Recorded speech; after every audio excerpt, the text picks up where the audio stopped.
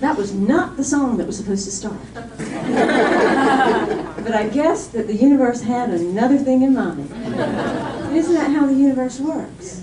Isn't that how the universe works? It's got its own plan.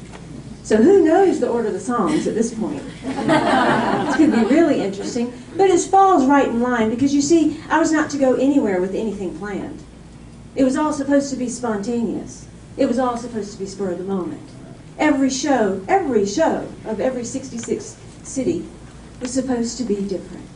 Why? Because we're not meant to live Groundhog Day. The same day again and again and again. So why should a show be any different? Why would I do the same show again and again and again? My life changes. How many of you saw me trip? Yeah. Isn't that what happens in life? We're all in the love, and then we trip. Yep. Messages, symbols, signs, all the time. They're everywhere. It's funny. How are you? I mean, I would give you my life story, but that would take a lifetime. Oh, you source. So I'll give you the ship note. Look at where you've brought me now. You brought me to infinite love. How much better can you get? That's all there is. I can't believe it's been over a year when you told me to go out on the road. I sat there, kind of in the same place I was 7 years ago, except it was a little different. You see, 7 years ago, I was on the floor, crying, weeping actually, broken, wounded, pretty much the Walking Dead. This time, though, a year and a half ago, I wasn't on the floor, definitely wasn't wounded, no longer the Walking Dead. But I was kind of in the same place, that blank slate place, you know, where you don't know where you're going, and you kind of know where you've been, and you're not sure what to do with that. And then you told me to get on the road, in an RV, for Pete's sake. I mean, if the universe doesn't have a sense of humor. You stuck a brown-skinned woman in the Bible Belt South and had her preaching spirituality. I mean, really, please. If that's not a cosmic joke. And then you send her numbers. You have her seeing numbers all the time. 11, 111, 11, 11. Yeah, that's going to make me seem credible. And now you want me to get in an RV with my 2 kids? I'm a hermit. And now you haven't left my house. And you want me to be funny? I'm the most serious person on the planet. I don't have a funny bone in my body. No control. I'm not supposed to schedule anything. These people are just going to show up and invite me. They're just going to write in and invite me. I'm just supposed to wait. I just walked away. And this RV is just supposed to just walked away from the marriage. I don't have anything. There was too much pain there. I didn't want anything. Where's the money going to come from? How am I going to pay for gas and campgrounds? How am I going to teach 2 kids that the only way my life is going to be different and change is for me to dive into my unknown self, for me to discover who I never let myself be. In that moment, I asked a few questions. Not who am I? Not why am I here? But the really important question.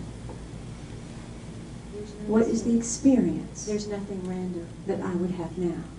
Contracts come, lives intertwine. Anger, sadness, grief, and resentment. A soul curriculum we must all learn in our own time. Sing your song out loud while creating your story. A spiritual journey. A human experience. There are no mistakes. There are no mistakes in all this glory. In all this glory. All seems lost when you look in the mirror. Hope is gone. Let yourself fall to hear the call. This is the beginning where you learn to belong. a life wrought with separation. No, it's preparation, leading you, guiding you to who you are, to who you really are. In a moment you'll awaken to your soul's true call. Dark night of the soul, it's a place where we grow. Dark nights, dark nights, dark nights to behold. It's the soul's path to the light. In the darkest night, find your gold. Find your gold.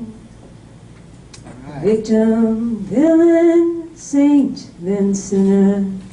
The pebbles, the rocks, the boulders do rise. In the moment of your surrender, you shall give in to surprise. And then you'll have the chance to experience the winner, a hero's journey. Learn to let it go to find you are the infinite. It's just a show. Fall to the ground and cry your tears. Say your prayers, dive into your fears.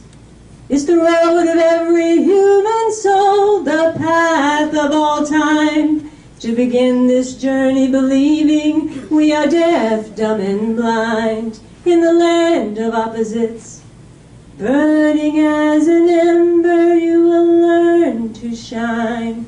Where you'll find what is mine is yours, and what is yours is mine. Dark night of the soul, it's a place where we grow. Dark night, dark nights, dark nights to behold. It's the soul's path to the light. In the darkest night, find your gold. And the thing is, we believe we have to be perfect. We have to be right. We have to have it all together, or we're going to do something.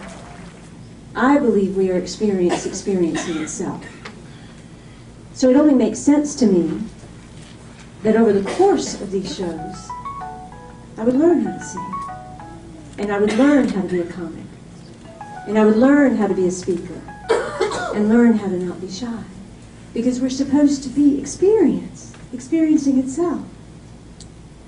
Yet we bought into this lie that we have to have it all together to stand up on stage. And then we've also bought into this idea that there's only so far through that we needed to reconcile. Somehow I knew that when I started on this journey, that part of it was going to have to be going back to go forward. But not back in that way that we go to therapy or counseling. Back in that way that we celebrate what has happened. That we bring together the dark and the light, the fear and the love. That we merge and become the bridge. There was one stop to understand that we're all of it. people. We were the only Indian family there. The big thing to do in this tiny small town was the Little Miss Beauty pageant. It's what everybody came out for. I mean, they would fill up the auditorium, pack the auditorium. This thing was waited for every year. There would be grandmothers and grandfathers and aunts and uncles and cousins and nieces and nephews. Everyone would come out. Well, the teachers that taught at the school that my mom taught at said, you've got to put your daughters in the Little Miss Beauty pageant. You can't not. It's what we do here. It's what all the girls do here. So Mom came home and told us that we were going to be in this Little Miss pageant. We were so excited because we got to get the poofy dresses and the crinolines. I had this little floral one. And we got to get our hair done. We couldn't wear the makeup because she said we wouldn't be allowed to. Other girls did. But we looked pretty. We had our dresses. My sister was 4 at the time. I was 7. She was 4. You're going to notice that there's an 11 thing going on. 4 plus 7 is 11. I have this 11 thing. So we went to rehearsals. We practiced. We did everything we were supposed to do. And the night of the pageant came. And we went through the pageant just like rehearsed. It was amazing. We felt great. All the little girls looked so beautiful. And then all of a sudden, intermission came. And they changed something. They decided to line us all up on stage. So there we were. All the little African-American girls were on this side of the stage. All the pretty little Caucasian girls were on this side of the stage. And my sister and I were in the middle. We looked like the Crayola crayon box. It was beautiful. I thought, wow, look at the rainbow. This is amazing. And then all of a sudden, the mistress of ceremonies came to the stage and she said, "Would Nikki and Simi Randhawa please come to the front of the stage?" Oh my gosh. We'd been picked. Out of all of these beautiful girls, we had been picked to be honored with something. I could not believe it. We were so excited. I squeezed my little sister's hand. We walked to the front of the stage, stood next to her. "We'd like to thank you for being in the Little Miss pageant. However, we choose one black queen and one white queen, and you two are neither. So we're going to have to disqualify you. Please accept these colored books and crayons and go behind the curtain." Oh my God. The people in the audience were leaning and they were whispering. They were talking and they were pointing and they were laughing. This place was not safe. I was told to go behind the curtain. There was a tape in that moment that started playing in my head. I'm not accepted. I'm not beautiful. I don't fit. I'm not like the other girls. The world is not safe. The world does not accept me. I am supposed to hide. I went behind the curtain. They had me stay there for the entire rest of the pageant, even though my parents were sitting right in the front row. And the whole time, the tape just kept playing. And that was the moment I became a hermit, and shy, and introverted. My sister, however, you see, she had been invited to sing at intermission. There's nothing cuter than a 4-year-old singing at intermission, in a poofy dress with a bowl haircut. Nothing cuter. She did a really great job, too. One interesting point. I talk about conversations with the universe, you know, the signs and symbols and messages that show up. I don't think they got this one. You see, the song that she sang was "This land is your land, this land is mine." I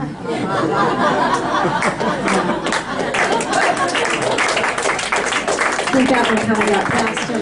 But they did give her a standing ovation. They cheered and they clapped and they stood for her. And they just kept on going. And in that moment, her tape started playing. People love me. They embrace me. They stand for me. They don't just stand for me, they applaud. Large audiences applaud for me. And that became her belief system. My sister is Governor Nikki Haley of South Carolina. She's now running for her second term. And I wouldn't be surprised if one day she runs for president, and honestly, that might be a nice thing. But that goes to show you how two children from the exact same family can have two entirely different life experiences. She became an extrovert, social, outgoing. I became the introvert. Is that moment where some significant event will happen in your life that will either keep you on your soul path or divert you off so that you can take the scenic route. Age 11.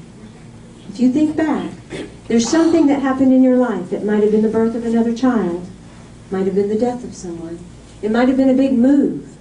It might have been starting a new school. What if you're the only one that would really impact you?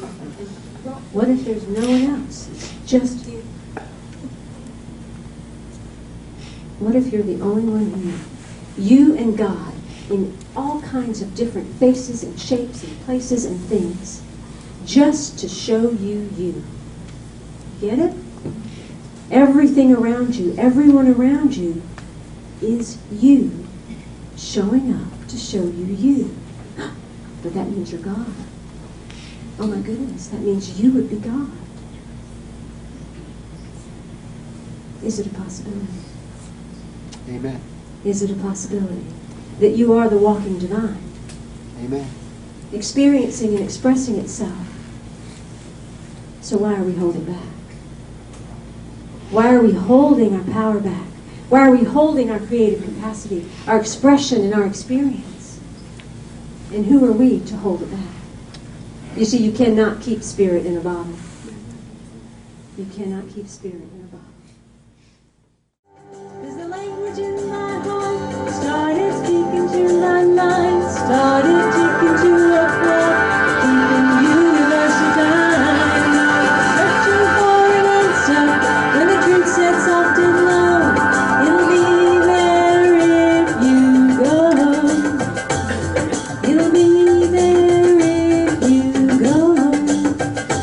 Down Rebel Road. You see, that's just the whole point.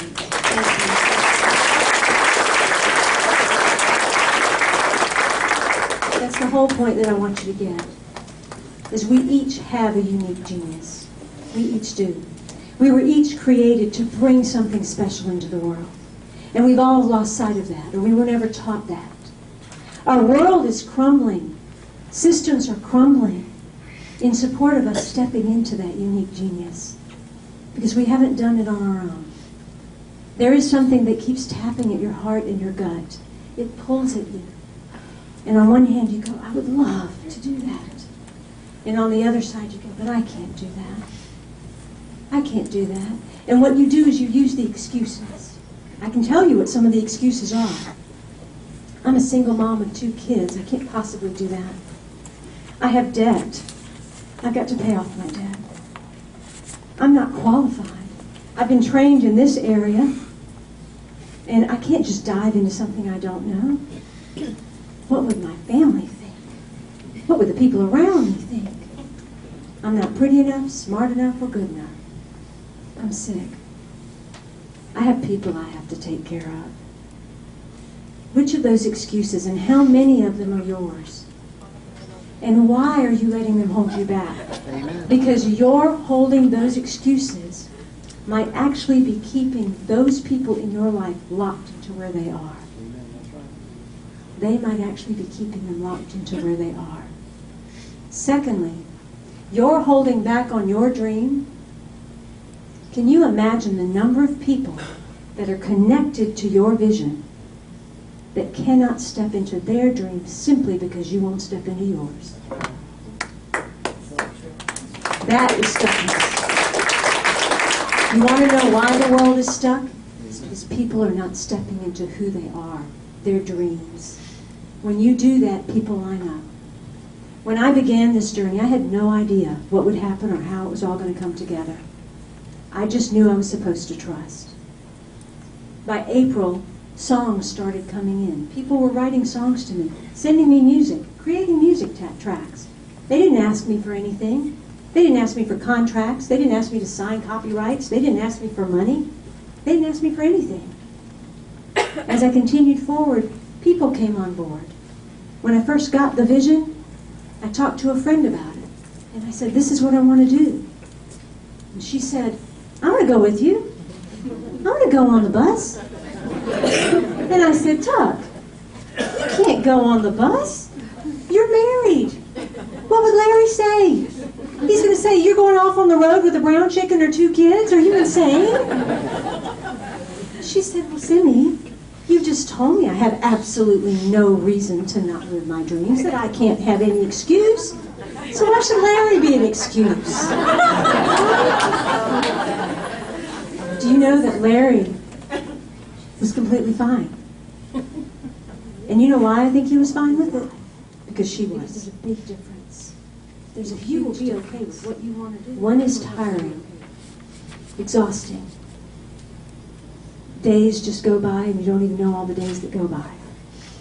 The other one is exciting, invigorating, and you embrace each and every day. And if you're not living that life, then you've settled. I'm going to be straight with you. You've settled. I know that because I had settled for a very long time. A lot of people come up to me and they say, you've got such courage to get out on the road with a 3-year-old and a 12-year-old. To literally drive the bus? Yes, I drive the bus. To be the teacher of your kids on top of that homeschooling? And to put on these shows? How do you do that? And you continue your magazine and your radio? That takes courage. It takes commitment. The mistake that people make is they think courage is the opposite of fear. But that's not true. The opposite of courage is conformity. Conformity. So if you want courage, you just need to step out of where you're conforming in your life. Because those are the prisons that are holding you back. Every step of the way, we create these panel discussions and different things that we engage in with different people. None of it's planned. Even the panel discussions, the people show up that are going to be on the panel, they have no idea what we're going to talk about, unless they've invited us to talk about something in particular. On the second leg, we did a panel discussion in St. Pete's. There was a group of 6 women, and the discussion was about the divine feminine and the divine masculine. Balancing out those.